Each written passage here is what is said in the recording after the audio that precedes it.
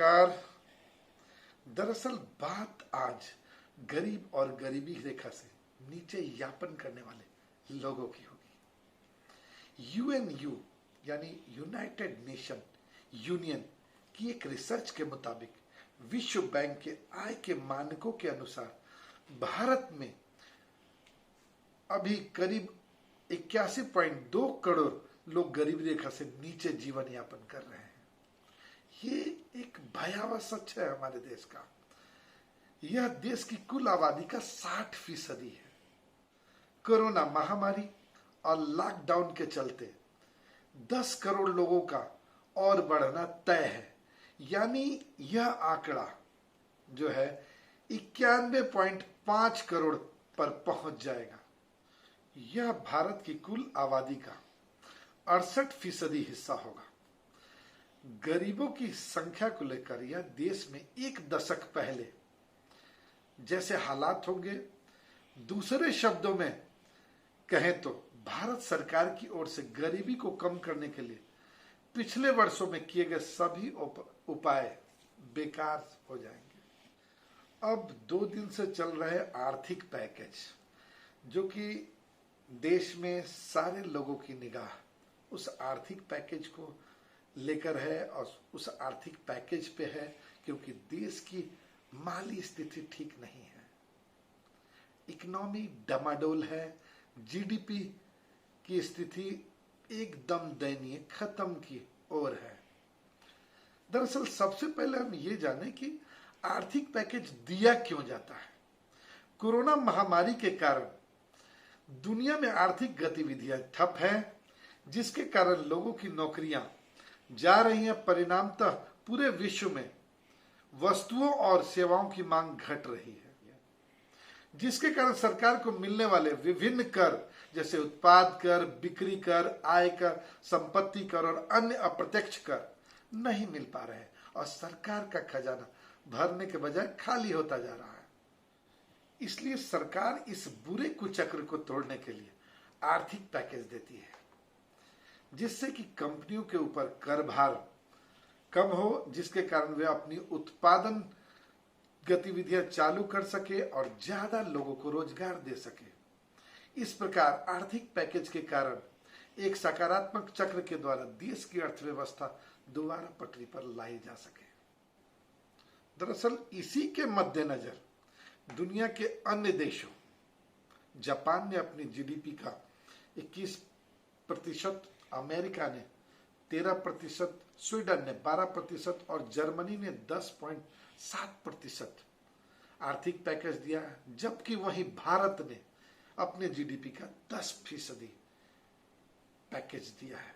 इसी के मद्देनजर प्रधानमंत्री नरेंद्र मोदी ने 20 लाख करोड़ के आर्थिक पैकेज की घोषणा की, जिससे देश में बैंकिंग, कृषि, मध्यम एवं लघु क्षेत्र के उद्योग, विदेशी निवेशकों, खुदरा व्यापारियों सभी को लाभ मिलेगा और देश इस आपदा की घड़ी में से सीख लेते हुए इस आपदा को अवसर में बदलने की दिशा में आगे बढ़ेगा। अब बात रोजगार की करते हैं। भारत में सबसे ज्यादा लोग कृषि से जुड़े हुए हैं, उसके बाद एमएसएमई का नंबर आता है, माइक्रो स्मॉल मीडियम इंटरप्राइजेस, जो कि एक ऑर्गेनाइज सेक्टर है। इसी सेक्टर को पटरी पर लाने के लिए 3 लाख करोड़ के पैकेज की घोषणा वित्त मंत्री निर्मला सीतारमण ने की और 3 लाख करोड़ पाने वालों की तादाद 4.5 लाख इंटरप्राइजेज है। दरअसल घोषणा जो हुई है 3 लाख करोड़ की हुई है, देना 4.5 लाख लोगों को है। या कहें तो इंटरप्राइजेज जो कि इकाइयां हैं एमएसएमई की।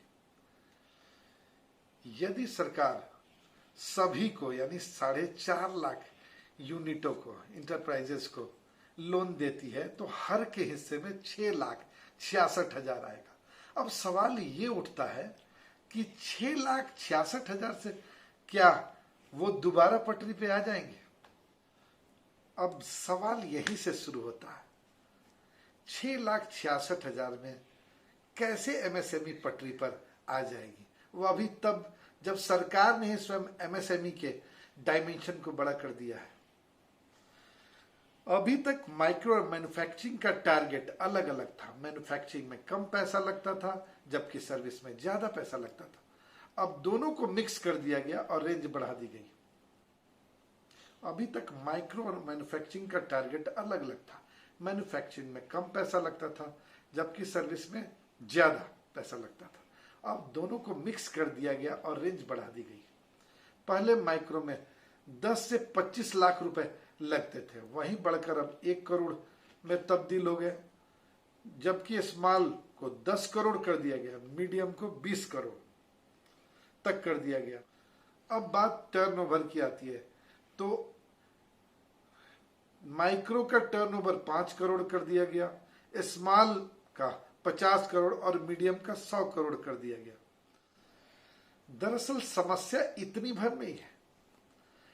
बात अब 91.5 करोड़ यानी 91.5 करोड़ उन गरीबों की है जिनकी जेब में पैसा नहीं है और घर में अनाज नहीं है।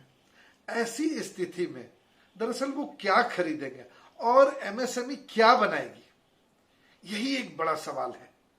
आप अपने विचार हमें दें, कल फिर हम हाजिर होंगे इसी मुद्दे पे, सरकार के आर्थिक पैकेज के ऊपर ही।